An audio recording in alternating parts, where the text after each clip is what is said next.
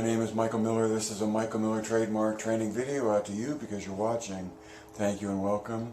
It's meant for Michael Miller Pilates licensed affiliates, the Corner Core, my patrons Clayton, Ruby, Stephanie, and Jonathan, and anyone interested in surviving and thriving as a Pilates instructor or student. Just two titles today. The first one is MMP Rowings Front Flat, and the second title is The Weekend Review, because today's Friday and it's been an interesting week.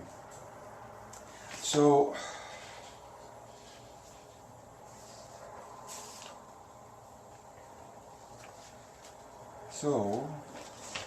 here I am.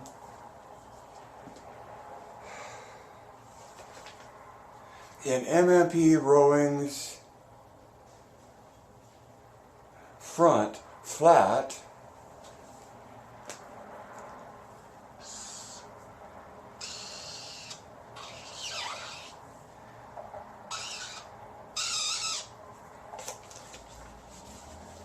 the body looks like this, okay? And within MMP, when we're talking about endpoint and endpoint and endpoint, here we're talking about 3 points on a straight line, okay? Now, the springs are there, the straps are there, the tension is there to support you as you lean back, okay? But when you lean back, those 3 lines don't change. You hold the alignment in your head, shoulders, and hips, and hold that straight line.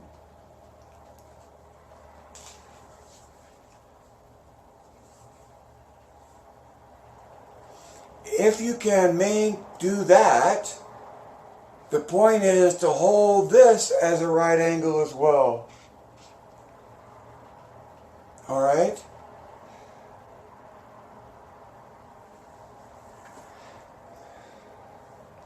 Because that didn't get, or people didn't feel that was hard enough.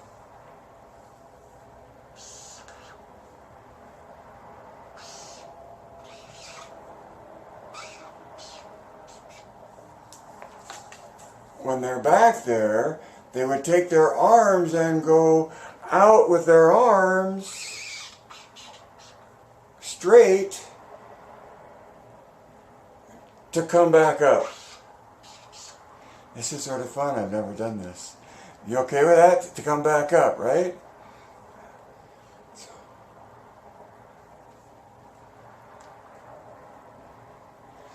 The problem in this exercise, in terms of reaching away with your body, with your arms, to make everything heavier, it's harder to hold these 3 points, in a straight line.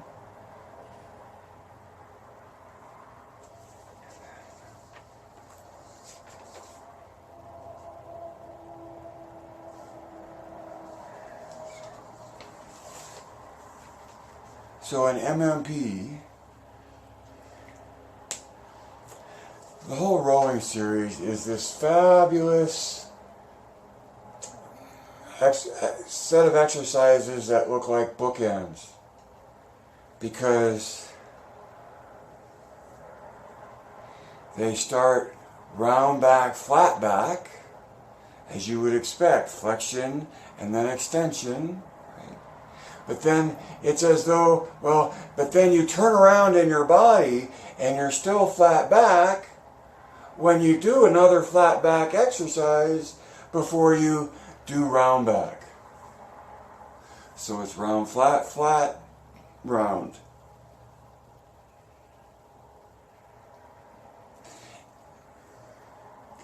And all I'm talking about is the, I want to make the rowings front flat back, is meant to be flat back. And to me, because here, here, and here are all axes of rotation, it's like those 3 points you want on a straight line as you tilt back and come up. And before you ever just get back there and start pushing your arms out, the problem with that is that usually there's a lack of awareness of connection of the ribs to the buttocks via the TVA. So if the body goes out away from center, and oh, it's so hard and I'm so big and far away, but you lose the connection between hips and shoulders because your ribs pop. Well, your ribs are popping because the TVA isn't connecting you to your hips.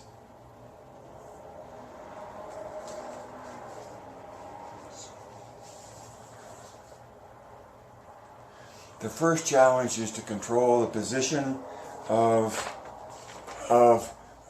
these 3 points, going back and coming up, holding them on a straight line. See? Without precision, without looking for the ideal within the effort, the effort diminishes into an improvisation of subjectification, of a heritage or a lineage or a dance, but a dance that has a dance whose expression lacks the ideals within the MMP point of view that you're looking to express in your movement. So I teach this to be able to hold this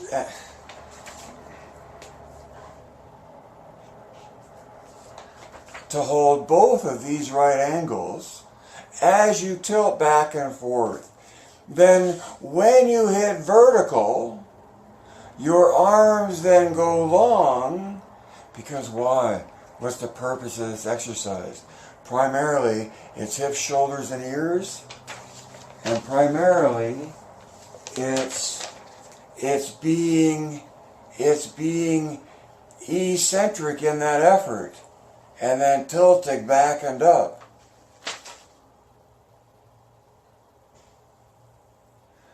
When you demonstrate that you can actually hold those 3 points on a line in your effort, ideally your arms stay in that relationship to the body.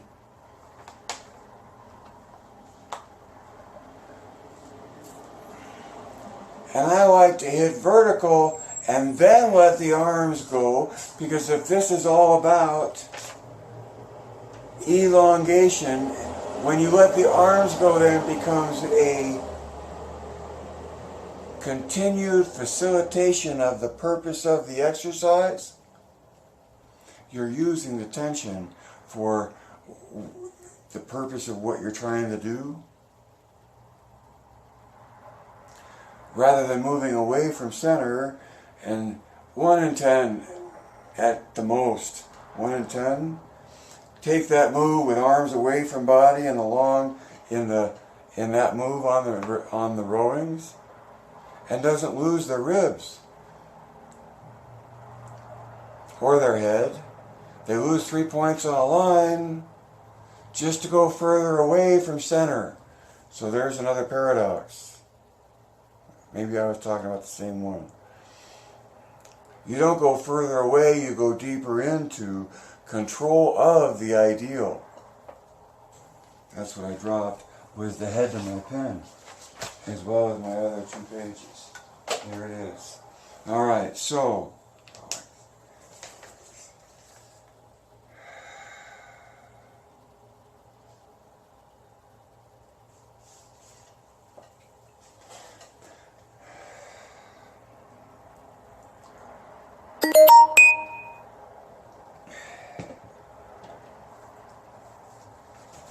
being articulate in your movement and where and how you hold arms relative to where and how you hold and move your body is all part of the control you express when you do Pilates.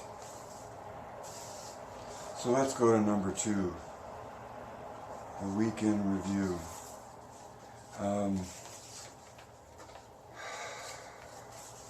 This started last week, probably a week ago yesterday, like a week ago Thursday, because someone brought up the lamentation or the defensive exclamation that Pilates is these 6 principles.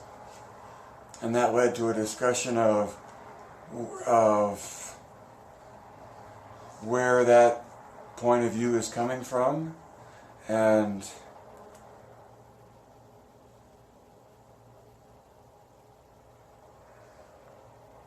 how knowing where it comes from helps you get a better appreciation for what you think of Pilates as being, right? I'm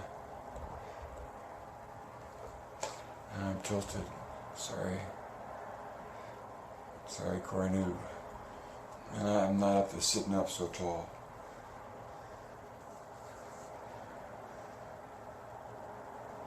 And in a big way, well, it really started with that lamentation or defensive exclamation that Pilates are these principles. And the clarity, to me, starts with, the beginning of the thread for me in Pilates discussion is that a person existed, his name was Joseph Pilates, and he has a method ascribed to him now named Pilates that he called contrology. Okay.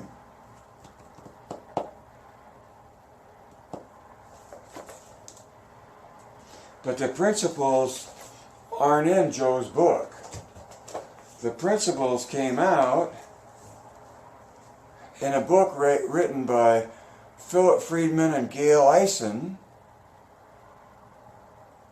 Return to Life Through Contrology.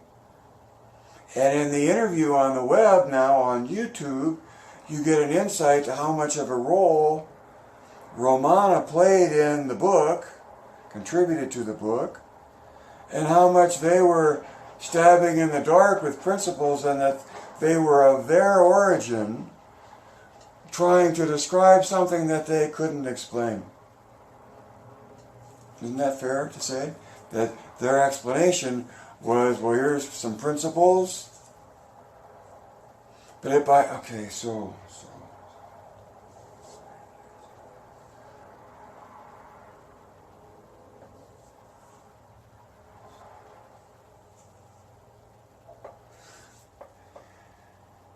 this book from Romana, to me, is as articulate and as direct a traditional link as you're going to get to Joe. And that's mostly because she's a predominant participant in his film, right? And then a lifetime of other involvement and leadership in Pilates was behind this book.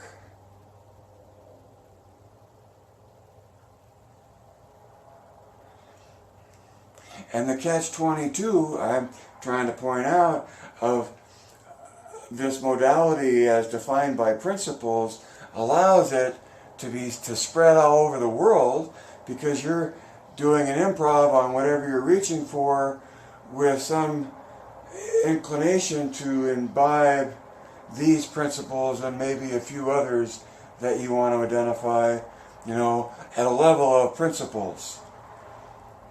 You get easy to disseminate,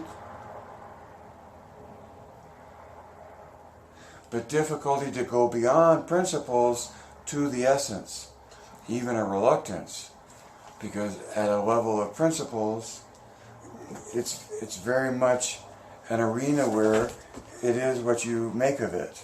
Okay.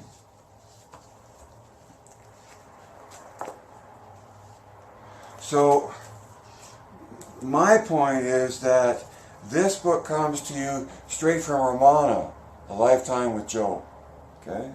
The major participant in Joe's film. And behind Freeman and Eisen in delivering this book.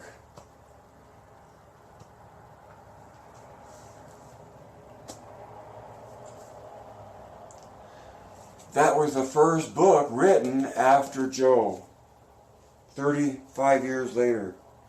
And then 20 years, 1980 this was, 2000, this was my contribution, The Elements of Pilates and the Michael Miller View, which is taking a point of view not because of my lifetime with Joe, but because of what Joe wrote in his book.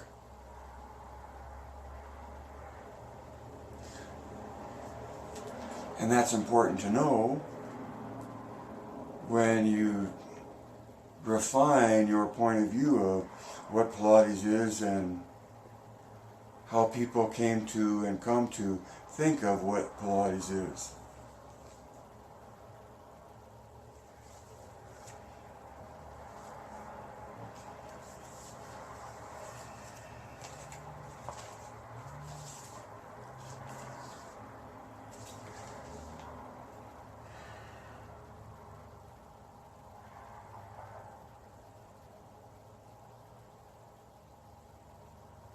So then the other thing, in terms of the review of the week, we're talking about principles and their origin and the MMP point of view. I was going somewhere with this. Oh, and then I'm pointing to the MMP point of view and saying these three things are where MMP gets its point of view, and the first two things are in the text that are part of Joe's book in its original form. Because when I suggested to a viewer, go look up these two things to make sure they're in your book as well, because that's what MMP builds its point of view from, takes its point of view from. Somebody wrote back and said, my book by that title, that author, doesn't have any text.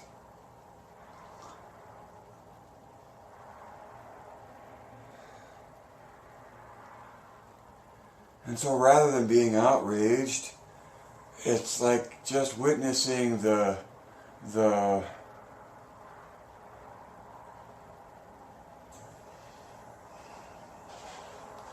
deterioration of, the dissolving of, the eroding of the let's say the original work, but just the whatever you want to make of it, to the point that you can publish Joe's book and leave out his text and just give the exercises. So that was an eye-opener for me this week. Because my book is based on this book that defines Pilates, that has the words, contrology is complete coordination of body, mind, and spirit.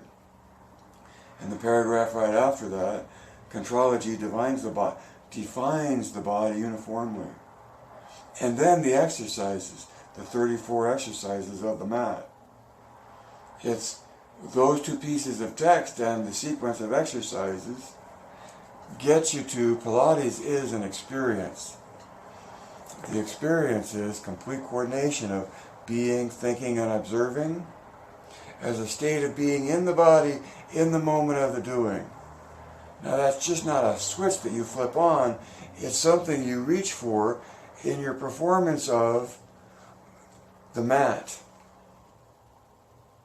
And if it's not the mat, then it's in preparation of performing the mat.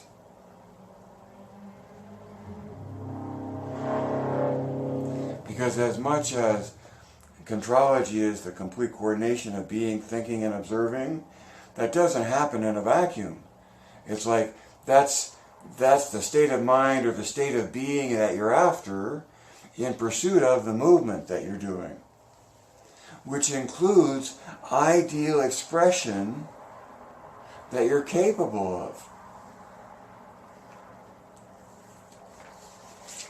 Which takes me back to an example of the rowings, front, flat.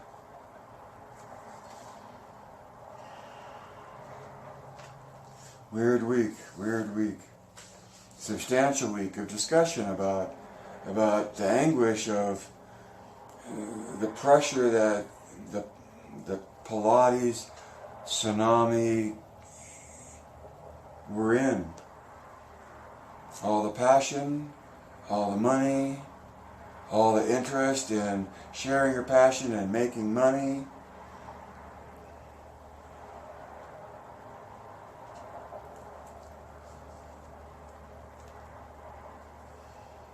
So my closing comment is, in terms of understanding this and being a Pilates instructor, you do what you have to do in terms of certificates and blessings to get insurance. But that's just what the insurance people need to let you participate in the world that you want to participate in.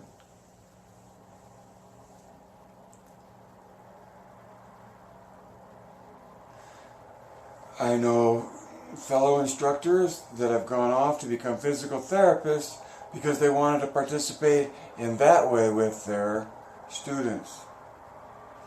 I know instructors that have gone off to become doctors of chiropractic because they want to be able to participate that way with their students.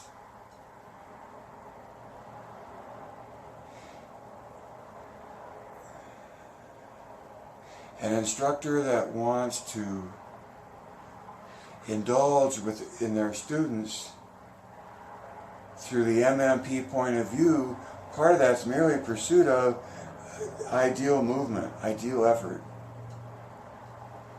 It's in reaching for the ideal within the choreography that you find the complete coordination of your being, thinking, and observing.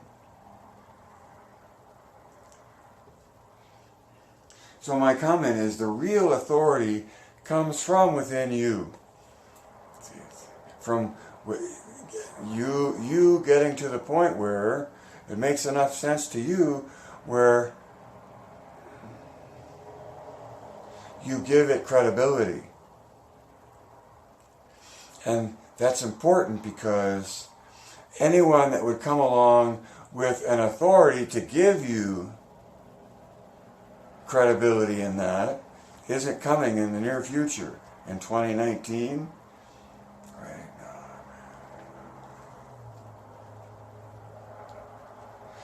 This whole CT and MMP is in its infancy. And in Pilates seeking to discover itself, just by the culture in general,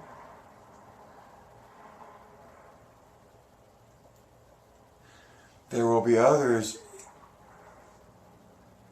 that in constructing their view of Pilates will find the identification of core new tension, the biomechanics of that, and an ideal point of view of Pilates, and the advantages in that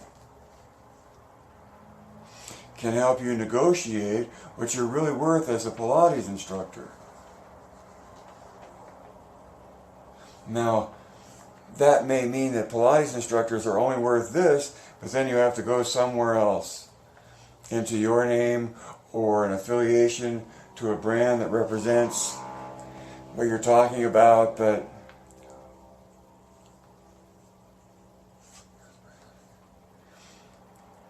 as a brand name, the brand stands for a unique point of view that gives you directly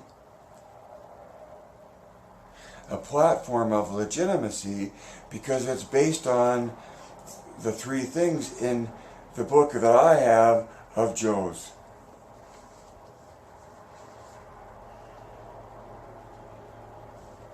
So see what's happening and get to the high ground, because the ground beneath us is eroding as we speak, meaning there's a book that carries Joe's exercises that left out his text.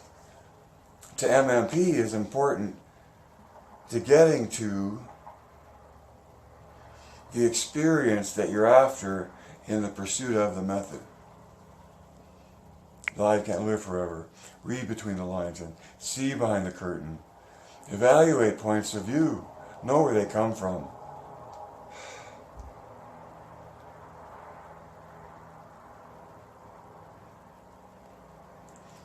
Understand their differences to empower you to be a better Pilates instructor. It's up to you to add 2 and 2 and to direct your thinking, and especially in a specific subject like Pilates. The whole court is full of people with self-interest in wanting you to look at Pilates the way they do. I'm here wanting you to look at Pilates the way I do. It's up to you to look between the lines and see behind the curtain. Add 2 and 2. Evaluate points of view while you're directing your thinking.